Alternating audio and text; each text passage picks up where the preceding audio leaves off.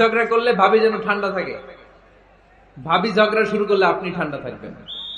ঝগড়া করা যাবে না, কিন্তু ঝগড়া হয়ে যায় ফ্যামিলিতে, এটাকে চেক দিতে হবে। ঝগড়া নিয়ে অনেক মজার মজার গল্প আছে, একটা গল্প দিয়ে আজকে শুরু করি। এক লোক মাহফিল শেষ করে 11টার দিকে বাসায় ফিরেছে। তো বাসায় ঢোকার আগে তার ওয়াইফকে ফোন দিয়েছে।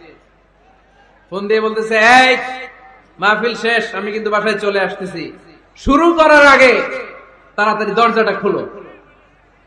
তো স্ত্রী আবার রাতের খাবার স্বামীকে ছাড়া খায় না, তো স্ত্রী দরজা খুলে দাঁড়ায় আছে, স্বামী বেচারা আসছে। আসার পরে স্ত্রীকে বলতেছে, এই শুরু করার আগে রাতের খাবার দিয়ে দাও, খেয়ে নেই।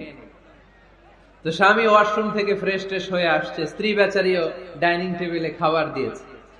এবার স্বামীও খেতে বসেছে, স্ত্রীও খেতে বসেছে। স্বামী আবার বলতে আরম্ভ করছে, শুরু করার আগে ফ্যানটা ছাড়ো, খুব গরম লাগতেছে।